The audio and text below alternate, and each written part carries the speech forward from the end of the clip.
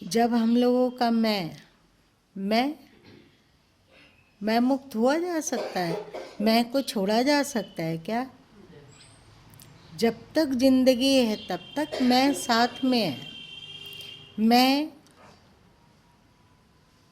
है ही, मैं शाश्वत है, मैं की मृत्यु नहीं होती है और मैं का त्याग भी नहीं होता है, प्रत्युत रूपांतरण होता है। जब हम लोगों का मैं शरीर से जुड़ जाता है तो हम जीव बन जाते हैं, है ना? यही ना है।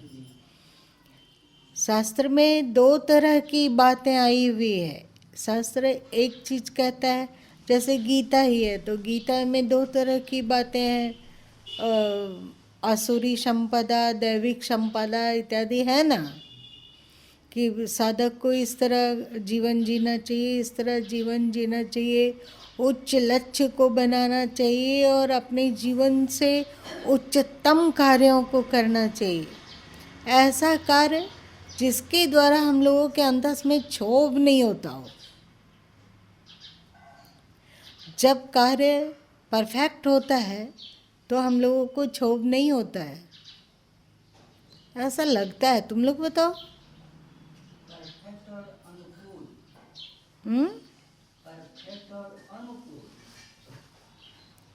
अनुकूल, यदि अनुकूलता की समीक्षा हम इच्छा से ना करके परफेक्ट से करेंगे तो अनुकूल हो या प्रतिकूल हो, यदि वो परफेक्ट है तो है तो है।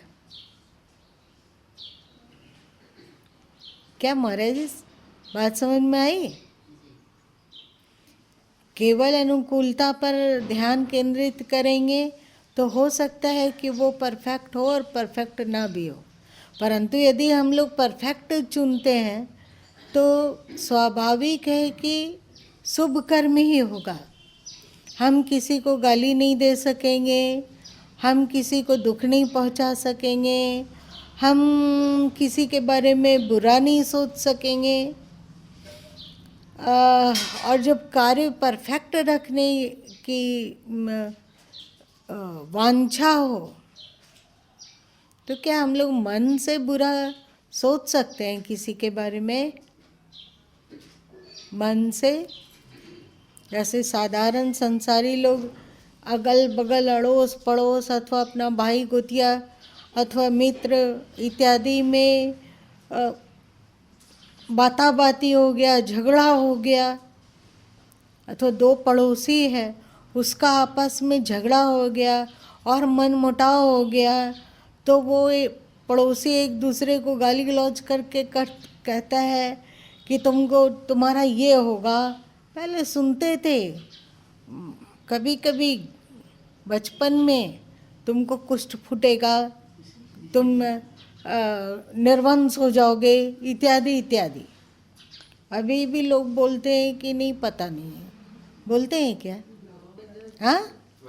अथवा किसी के साथ झगड़ा हो गया, किसी के साथ मनमुटाव हो गया तो उसका बुरा शहरी लोग भी चाहते होंगे कि केवल गांव वाले लोग ही चाहते हैं?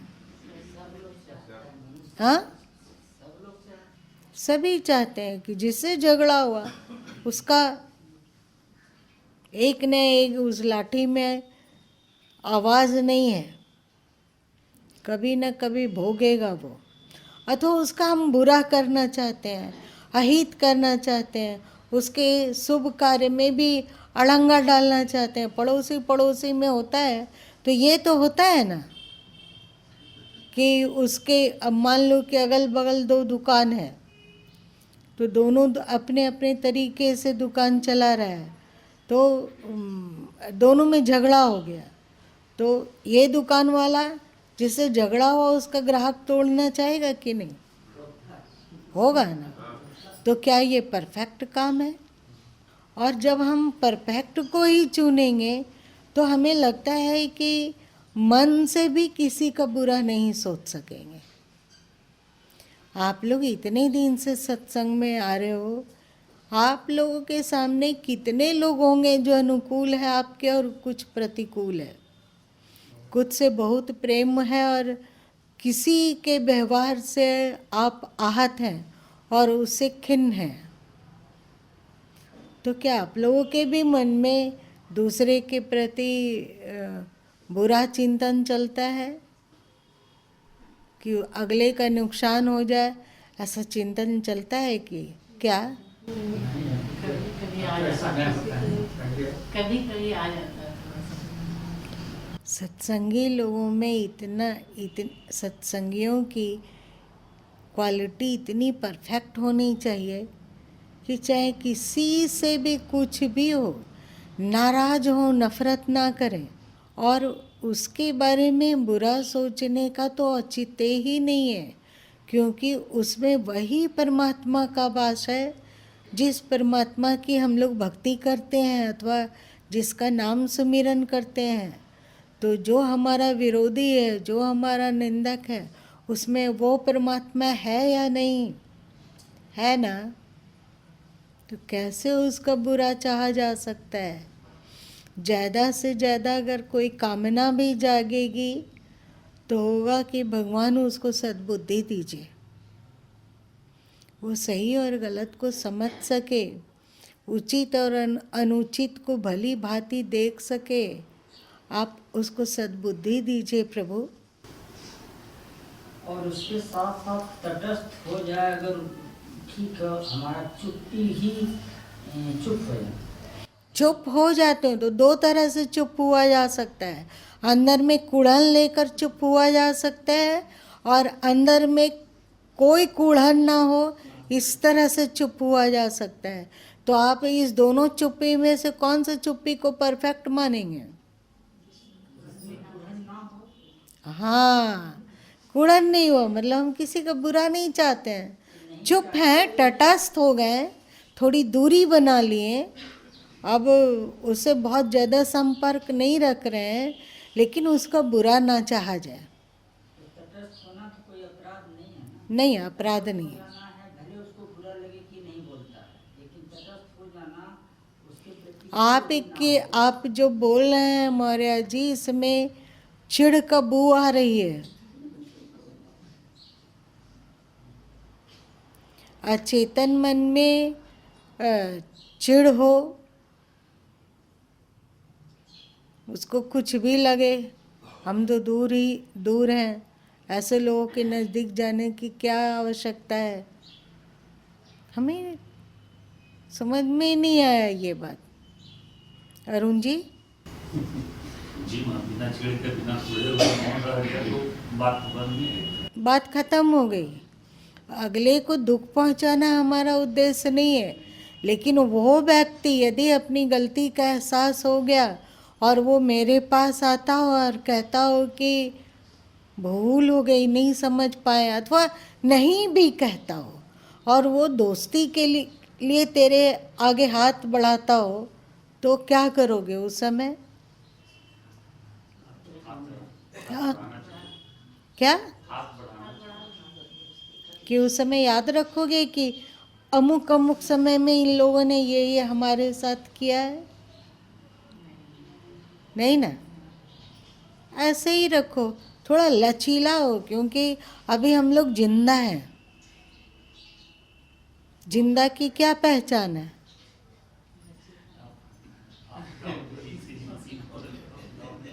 जिंदा का अर्थ है कि लचीला है।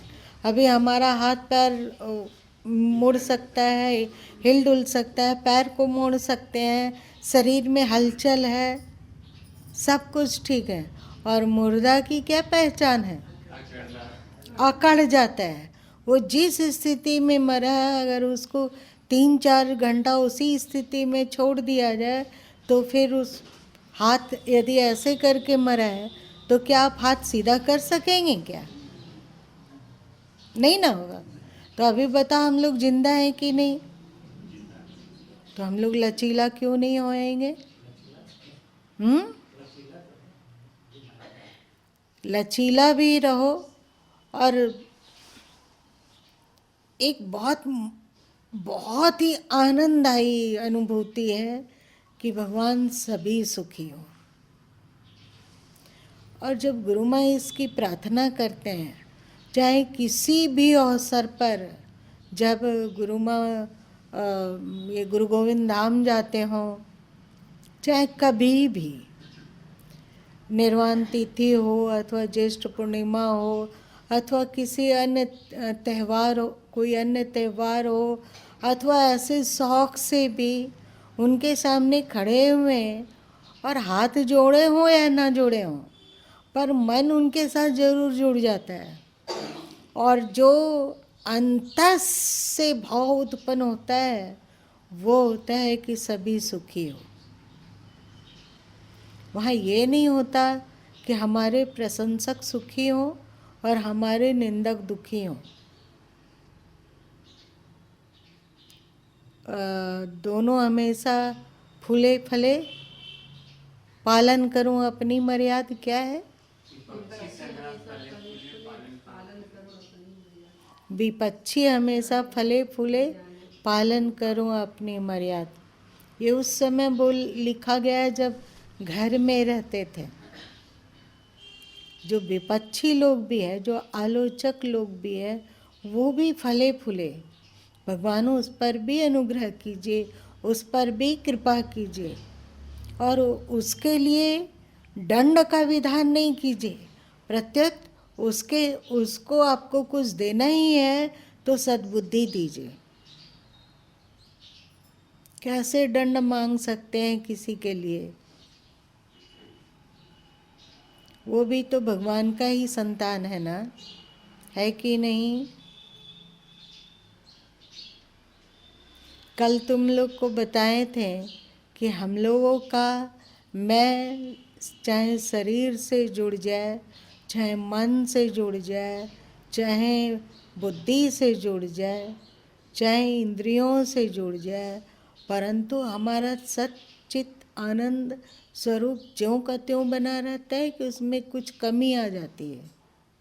हमारी दृष्टि उधर से हट गई भले, परंतु हमारे मैं की वो जो क्वालिटी है उसमें कमी आ जाती है क्या? नहीं कमी आती है। तो अगला व्यक्ति चाहे कितना भी कुछ कर रहा हो, पापी से पापी व्यक्ति भी है तो ईश्वर का ही संतान ना,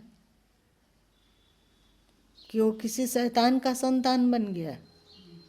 हाँ, नहीं बना। तो उसे कैसे, उसका बुरा कैसे सोचा जाए?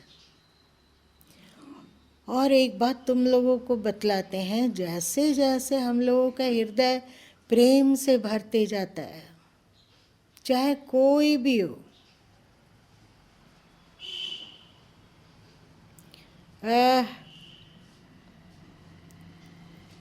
अभी विकास किसी से नाराज हो रहा था।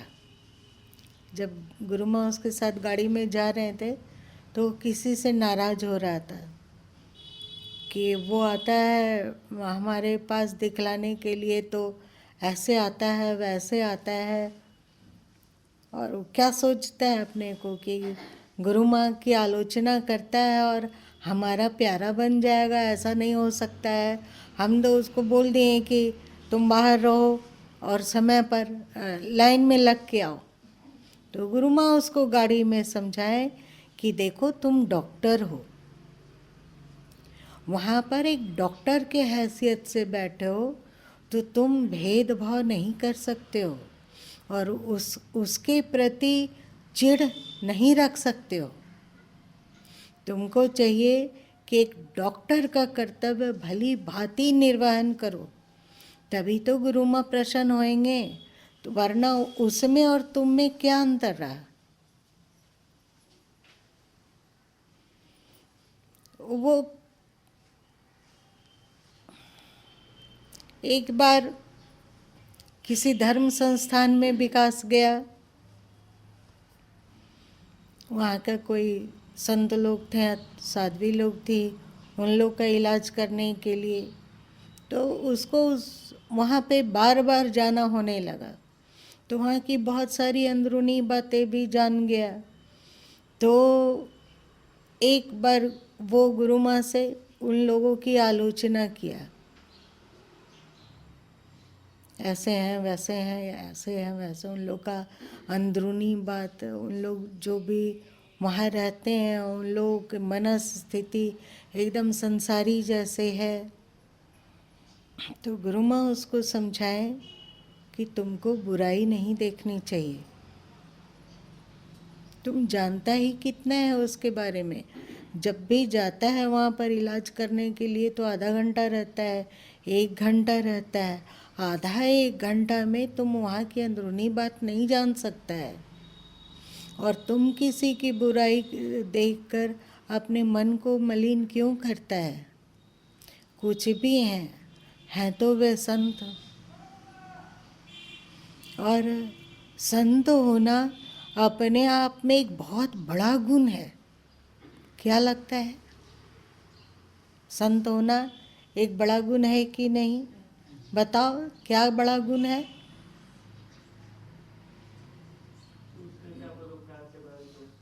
क्या? दूसरों के परोपकार के बारे में सोचते हैं। वो तो है ही, परंतु एक बात समझो कि जब वे बालक थे, मतलब बच्चे रहे होंगे, तो भी उनका जीवनचर्या बड़ा विलक्षण रहा है, और युवा में अवस्था में पहुँचे वे, मतलब जो आप लोग कहते हो टीन एज से लेकर युवावस्था तक, युवावस्था में पहुंचकर भी वे संतत्व स्वीकार किए, और उनके पास निर्विकारिता और ब्रह्मचर्य की पूंजी बहुत ऊंची है, जो देवताओं के पास भी नहीं है।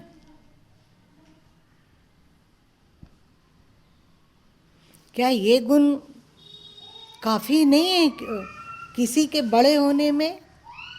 अभी हम लोग ब्रह्मचर्य को तब साध पाएंगे जबकि बूढ़े हो जाएंगे, और वे बचपन से ही ब्रह्मचर्य को साधे हुए हैं, तो वे महान हैं कि नहीं? हैं कि नहीं? अन्य सामान्य गृहस्थों से वे बहुत ऊंचे और श्रेष्ठ हैं कि नहीं? तो उनके इस गुण को देख, इसीलिए कहा जाता है कि आप 1000 ब्राह्मण को भोजन कराइए और एक आचारनिष्ठ ब्रह्मचर्य निष्ठ संत को भोजन कराइए, तो 1000 ब्राह्मण को भोजन कराने की तुलना में एक ब्रह्मचर्य निष्ठ संत को भोजन कराना बहुत ज़्यादा पावरफुल और बहुत ज़्यादा फलप्रद है। जैसे आप अपने घर में किसी ब्राह्मण को बुलाएं और उनको भोजन कराएं, अब जब तक उनके पेट में वो भोजन है तब तक जो उनका चिंतन चलेगा उसमें आपका भी हिस्सा होगा। मेरी बात समझे क्या बोल रहे हैं हम? आपने किसी ब्राह्मण को भोजन कराया, मान लो कि 10 बजे आपने भोजन कराया और दोबारा वे भोजन ग्रहण करेंगे 3 बजे, ठीक है? तो 10 बजे से लेकर 3 बजे के बीच में उस ब्राह्मण देवता के भीतर जो संकल्प विकल्प होगा, अथवा वे जो करेंगे अथवा सोचेंगे अथवा बोलेंगे, उसमें आपकी भी हिस्सेदारी होगी। मतलब शास्त्र कहता है कि उस बीच के काल में जितना कुछ हुआ उसका आधा फल आपको मिलेगा और आधा उनको मिलेगा। तो बताओ, एक गृहस्थ ब्राह्मण को तुम भोजन कराए और 10 बजे भोजन कराए, 3 बजे वे दूसरा भोजन लेंगे, तो इसके बीच वे क्या करेंगे और क्या सोचेंगे,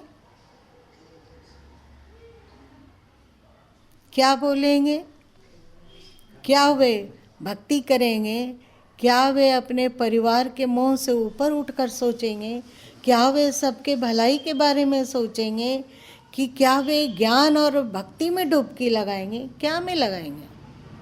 किसका चिंतन चलेगा उनके दिल में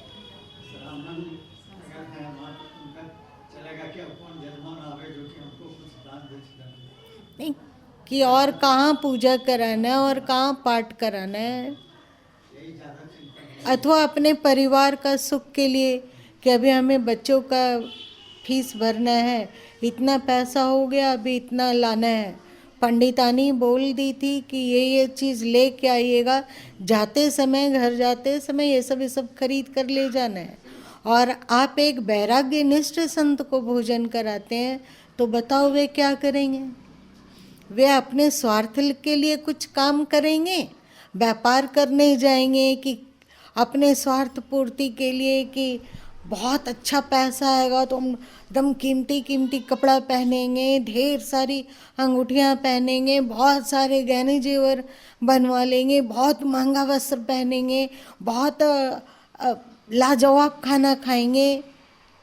गिरिडीह का सबसे महंगा होटल कौन सा है पता नहीं, किसी को नहीं पता है क्या है सिद्धांत?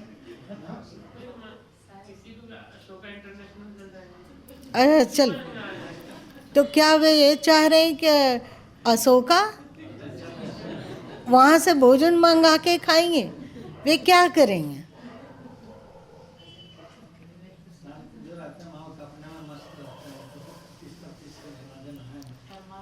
वे जब भी रहेंगे तो अपने वैराग्य में ही रहेंगे, अपने ज्ञान में ही रहेंगे, अपने शुभ विचार में ही रहेंगे। यदि किसी के बारे में सोचना हुआ तो स्वाभाविक रूप से उनके अंतस में आशीर्वाद निकलेगा कि भगवान उसका मंगल हो, मंगल हो, मंगल हो। यदि किसी प्रशंसक के बारे में उनके मन में चिंतन चलेगा तो भी वे कहेंगे कि हे प्रभु उसका मंगल हो, वो सुखी हो, यही ना बोलेंगे। और यदि किसी निंदक के प्रति उनके मन में विचार आएगा अथवा उनको याद आ जाएगी कि अमुक व्यक्ति बहुत मेरी निंदा करते हैं, तो वे क्या करेंगे? तो सोचेंगे कि भगवान उसको सद्बुद्धि दीजिए, उसको दंड कभी मत दीजिएगा, सुधार दीजिएगा, है ना। और संत क्या करेंगे?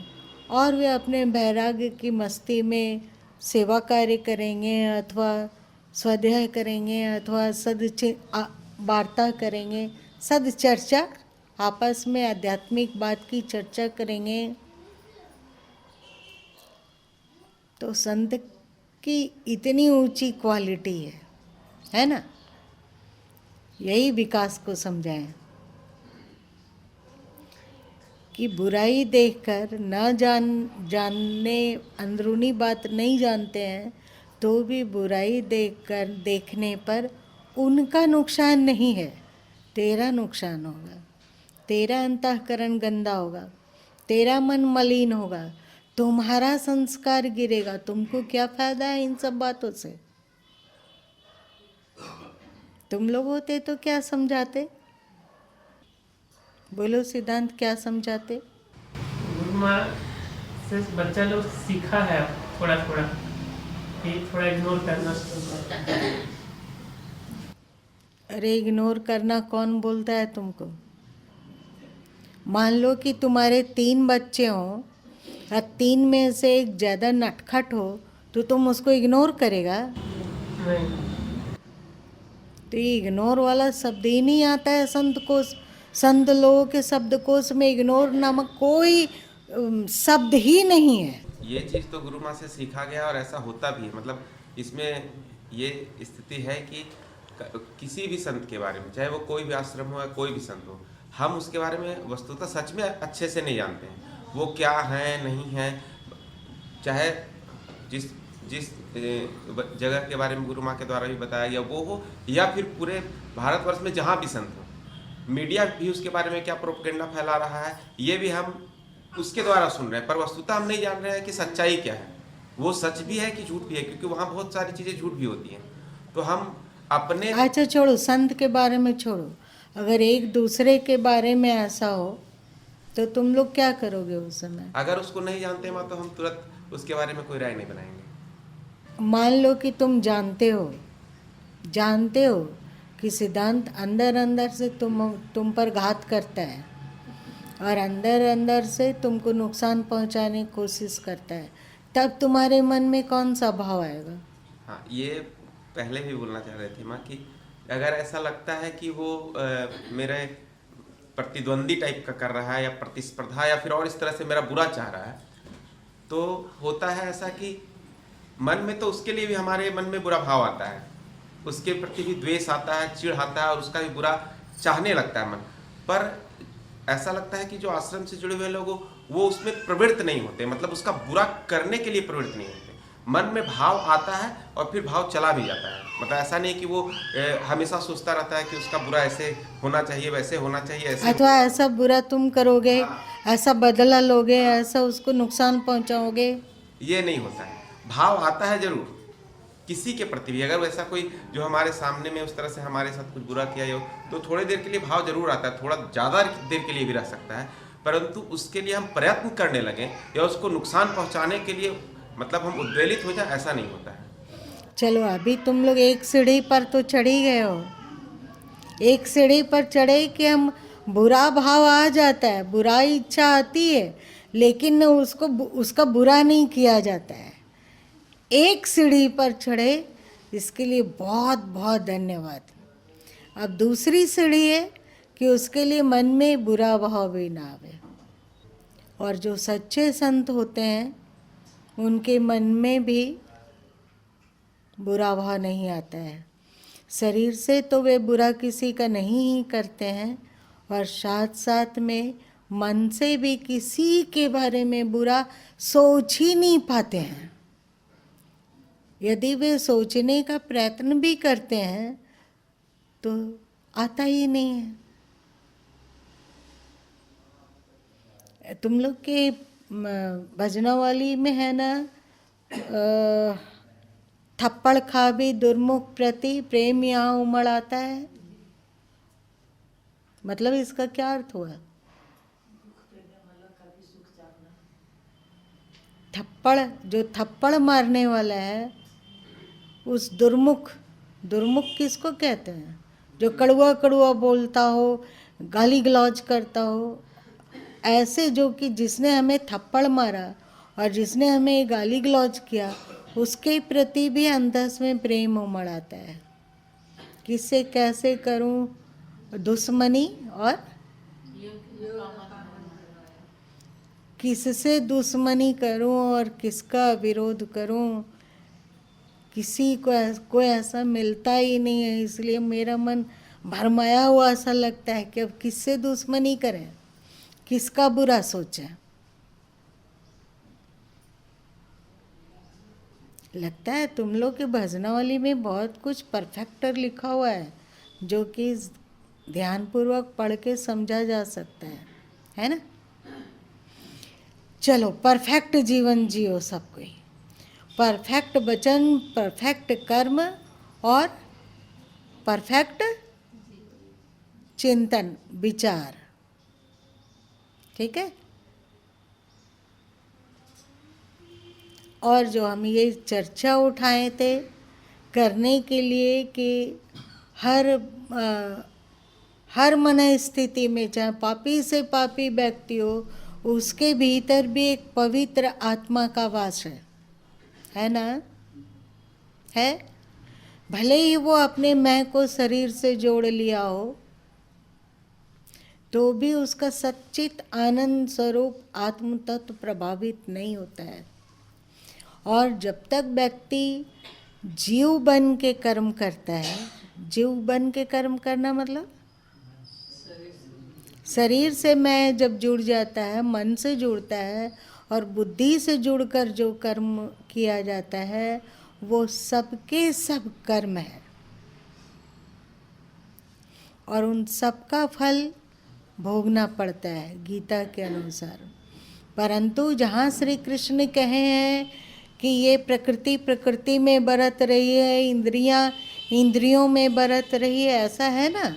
गीता का वचन है अमित, जो कि अमित को कई बार कन्फ्यूजन भी हुआ है कि सब कुछ ईश्वर ही कराने वाले हैं अथवा सब कुछ प्रकृति ही कराने वाले हैं, ये उसके लिए है जिसका मैं शरीर से अथवा मन से अथवा बुद्धि से नहीं जुड़ता है, संयुक्त नहीं होता है। तो उनके द्वारा जो कार्य किया जाता है वो सब कुछ समझो प्रकृति ही प्रकृति में बरत रही है, और समझो कि इंद्रियां इंद्रियों में बरत रही है, अथवा उस जो भी उनके द्वारा कार्य हो रहा है उनके शरीर से, मन से और बुद्धि से, वो सब परमात्मा ही करा रहे हैं। समझा? किसके लिए ये उपदेश नहीं है और किसके लिए ये कहा गया है, दोनों ही सही है।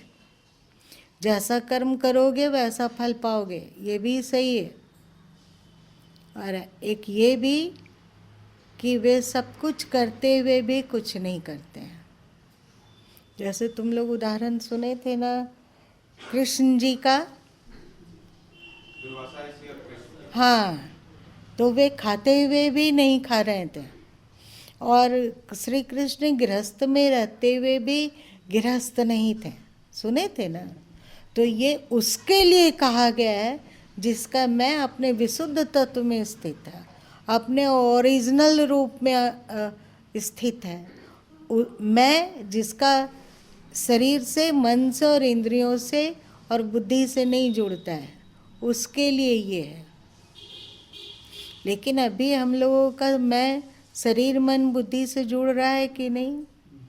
दिन भर में हम लोग कितना पल रहते होंगे जब हमारा मैं शरीर मन बुद्धि से ना जुड़ता हो? एक आध पल भी नहीं रहते होंगे। हमेशा हम लोग कर्म करते हैं तो शरीर बन के ही करते हैं ना। तो हम लोग अभी करते हैं और इसके भोक्ता भी होंगे। ऐसा नहीं कहा जा सकता है कि ये हम ईश्वर को समर्पित कर देंगे और हमारा कर्म से पल्ला छूट जाएगा, ऐसा नहीं हो सकता है। और जिसका मैं शरीर मन इंद्रियों और बुद्धि से नहीं जुड़ेगा, बताओ उससे दुर्गुण होगा, उससे पापाचरण होगा, उससे शास्त्र विरुद्ध आचरण होगा? क्या वे किसी बलात्कारी हो सकते हैं? और जो बलात्कार कर रहा है इसका मतलब कि उसमें उसका मैं शरीर से संयुक्त है। वो कितना भी चिल्ला दे कि हम एक संत हैं और हम असंग हैं, कितना भी वो शोर मचाता हो, लेकिन फिर भी वो पापी ही है। क्योंकि इस तरह का पापकारी कर्म अथवा धर्म विरुद्ध कार्य जिसका मैं अपने मैं में जुड़ा हुआ है, उससे हो ही नहीं सकता है। सही? जैसे गुरु माँ लोग तो जो एक ऐसे नहीं है कि पूर्ण आत्मनिष्ठ हो गए और पूर्णत्व असंगत्व की स्थिति में पहुंच गए। जब गुरु माँ जैसे एक साधारण इंसान में भी किसी का बुरा करने अथवा बुरा बोलने अथवा बुरा सोचने की प्रवृत्ति नहीं होती है, तो जो सच्चे आत्मनिष्ठ संत होंगे उसका बुरा के प्रति कैसे प्रवृत्ति हो जाएगी? होगी? होगी? इसलिए उनमें, उनके शरीर से, उनके मन से, उनके वचन से सब कुछ मंगल ही मंगल झरेगा, और उसके कर्तृत्व तो ईश्वर है। उनके देह से जो भी कार्य हो रहा है वो ईश्वर ही कर रहे हैं। यदि वे कुछ बोल रहे, कहा जाता है ना कि ज्ञानी लोग जो बोलते हैं वही वेद है, बोला जाता है ना, तो ये उनके लिए कहा गया जिसका मैं शरीर मन बुद्धि वचन इत्यादि से नहीं जुड़ता है, अथवा अपने शुद्ध मैं में स्थित होकर वे जो बोल रहे हैं वही वेद वाक्य है। और वो बहुत महत्वपूर्ण है। जैसे तुम लोग देखता होगा, 2 मिनट में ये बात समाप्त करते हैं। तुम देखता होगा कि कोई कोई बहुत दुखी आता है, बहुत दुखी, और किसी समस्या से लथपथ और परेशान होके आता है। गुरु माँ एक उसको अजीब जैसा कोई चीज़ बता देते हैं, अजीब जैसा चीज़। खास करके वो बीजक से संबंधित होता है। बीजक में तो अमृत मंत्र में सब पद हैं ही, परंतु उसको गुरु माँ बता दिए और वो करने लगा और उसको लाभ हुआ, फल मिला। तो इसका कारण ये नहीं है कि पाठ करने से उसको फल मिल गया। इसका कारण ये है कि पाठ तो है ही, साथ साथ उनका वचन भी है, पुरुषार्थ हो गया। इस तरह ये ईश्वर का कर्तृत्व है और ये इस तरह शरीर का हमारा कर्तृत्व है। अब एकदम फाइनल हो गया। अब फिर इसको नहीं ना भूलेगा। तुम ही अमित बहुत पूछते रहता है इसको। अब एकदम भली बात है, समझिए। चलो ठीक। आज फिर से आप लोगों को आधा घंटा देर लेट के